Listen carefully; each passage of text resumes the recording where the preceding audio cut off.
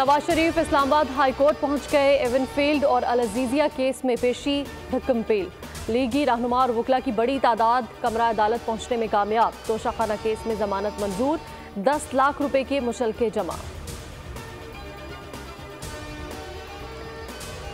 Israel अकेला नहीं, हमारा दुश्मन एक है। फ्रांसीसी सदर मैक्रोन की नेतन्याहू को थपकी, हर सूरत साथ देने का यकीन दिला दिया। आलमी आशीर्वाद मिलने पर इसराइली वजीर आज़म आपे से बाहर, हमास को मुकम्मल तबाह करने का ऐलान कर दिया। इसराइल की फ़लस्तीन पर बारूद की बारिश, 24 घंटे में मजीद 200 शहीद, 2000 बच्चे, 1100 खवातीन समेत 5200 शहादतें हो चुकी हैं। 15,000 से ज़ायद जख्मी। हमास की खैर सगाली, मजीद 2 यगमाल मुअम्मर खवातीन को रिहा कर दिया गया।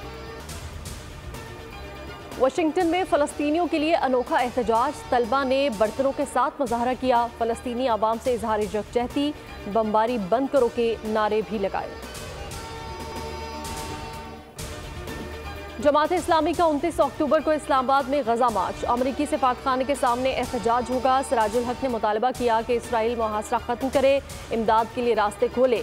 खामोश रहना इसराइल का साथ देना है।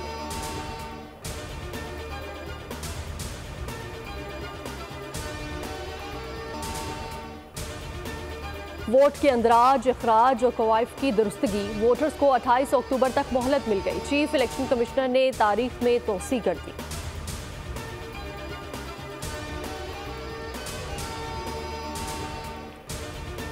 निगरान वज़ीर आला का दौरा सखर, काफिले में शामिल गाड़ी का टायर फट गया। मोटरवे पर पर्सनल स्टाफ ऑफिसर की गाड़ी उलट गई। पुलिस का कहना है कि सब खैरियत से हैं, मामूली चोटें आई हैं।